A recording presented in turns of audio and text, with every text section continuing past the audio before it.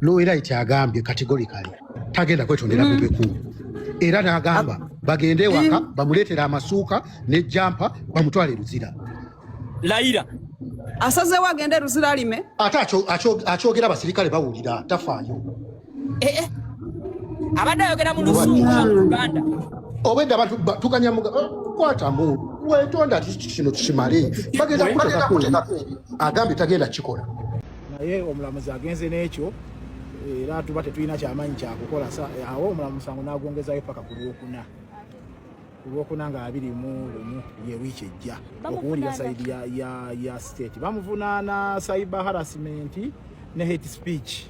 emisango ebiri gye bamuvunaana ku fayiro eyo ebaddewo olwaleero kakati okusinziira ku facts ezibadde mu musango balifalinga ku Zuwena ndowooza ye mukyala wa Bebekulu facts bwe bazisomye nga bwe bakola ki bwe balifalingako so ndowooza tusuubirirayo complainant kuba fayiro tetunagifuna nti yabakola kiki kye yakola mukazi wa Bebekulu nti yayogera ebigambo ebibi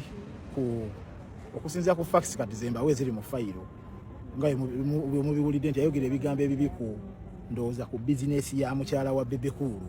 eya keeki owulidde siso abigendamu nnyo kubanga fayiro sinagifuna physically naye ngaokubisomeddwa mu kooti client wali ali mu mbeera kisawaze client wange tali mu mbeera nnungi kuba mulwadde naye sawe tetulina kyakukola okuleka okumugumya bajja mukomyawo wiiki ejja era omulamuzi abadde wakisa n'atuwa adjournment nyimpi ya wiiki emu era naye akyogedde kambawe adjournment nga ya wiiki etya emu tusuubira wiiki ejja ku Lwokuna tujja kuddayo naye kesi nze nangira ngenda nkola nja kulaga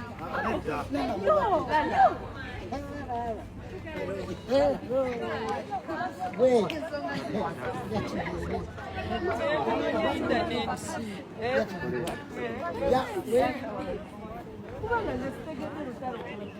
uyo mwaliyo